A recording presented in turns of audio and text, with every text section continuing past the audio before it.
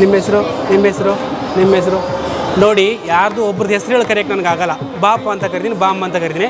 ಈಗ ಪಾರ್ಟಿಯನ್ನು ಬಂದು ಊಟಕ್ಕೆ ಕೂತಿರ್ತಾರೆ, ಅವರು ಪ್ರತಿಯೊಬ್ಬರು ಒಂದು ಫಂಕ್ಷನ್ನು ಚೆನ್ನಾಗಿರುತ್ತೆ, ಊಟ ಟೇಸ್ಟ್ ಆಗಿರ್ತಾರೆ ರಾಘವೇಂದ್ರ ಕ್ಯಾಟ್ರಿಂಗಲ್ಲಿ ಅಂತ ಅವ್ರು ಬರ್ತಾರೆ. ಅವ್ರಿಗೆ ನಾವು ಒಳ್ಳೆ ಸರ್ವಿಸ್ ಕೊಡಬೇಕು.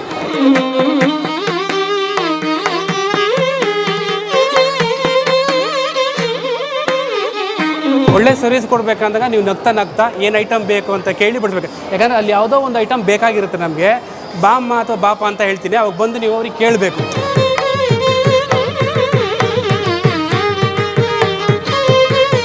ಯಾಕಂದರೆ ಬೇಕಾಗಿದ್ದ ಐಟಮ್ನ ಯಾರು ಎದ್ದು ನಿಂತು ನಂಗೆ ಬೇಕು ಅಂತ ಕೇಳಲ್ಲ, ನಾವು ಕೇಳ್ಕೊಂಡು ಹೋದಾಗ ಅವರು ಹಾಕ್ಸ್ಕೊಳ್ತಾರೆ. ಹಾಗಾಗಿ ನೀವೆಲ್ಲರೂ ನಗ್ತಾ ನೀಟಾಗಿ ಬಡಿಸಿ, ಆವಾಗ ನಿಮಗೂ ಒಂದು ಒಳ್ಳೆ ಹೆಸರು ಬರುತ್ತೆ, ನಮ್ಮ ರಾಘವೇಂದ್ರ ಕ್ಯಾಟ್ರಿಂಗ್ ಒಂದು ಒಳ್ಳೆ ಹೆಸರು ಬರುತ್ತೆ.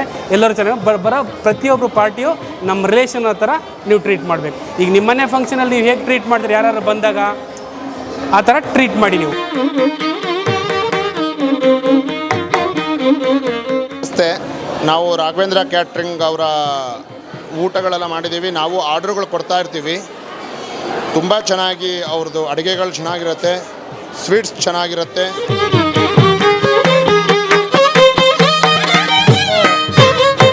ಎಲ್ಲನೂ ಚೆನ್ನಾಗಿರುತ್ತೆ, ಪ್ಲಸ್ಸು ಸರ್ವಿಂಗ್ ತುಂಬ ಚೆನ್ನಾಗಿರುತ್ತೆ ಇವ್ರದ್ದು.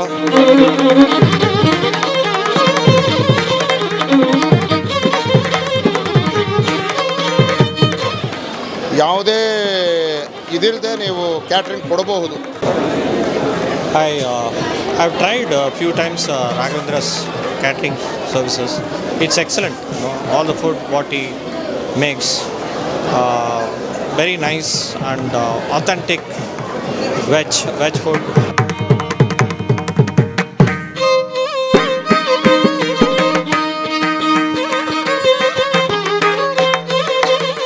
You can try, and I really wish him all the best. Thank you.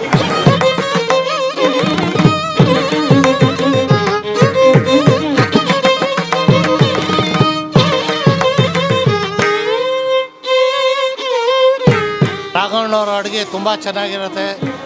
ಎಲ್ಲಿ ನೋಡಿದ್ರು ಅವರು ಫೇಮಸ್ ಆಗ್ತಾ ಇದ್ದಾರೆ. ರಾಘವೇಂದ್ರ ಕ್ಯಾಟ್ರಿಂಗ್ ಅಂದ್ಬಿಟ್ಟು ಅಡುಗೆಯಲ್ಲಿ ಬಹಳ ಫೇಮಸ್ಸು. ರಾಘಣ್ಣ ಅಂದರೆ ಎಲ್ಲರಿಗೂ ಪ್ರೀತಿಯಲ್ಲಿ.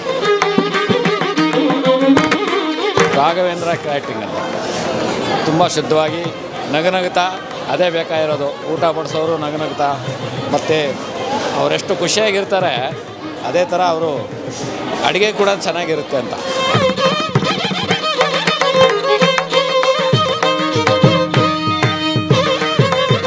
ಆ ಹೆಸರು ಮಾತ್ರ ಉಳಿಸ್ಕೊಂಡು ಹೋಗ್ತಾ ಇದ್ದಾರೆ. ಭಗವಂತ ಹಾಗೇ ಅವ್ರನ್ನ ಉಳಿಸ್ಕೊಂಡಿರಲಿ ಅಂತ ನಾನು ಕೇಳ್ಕೊತೀನಿ.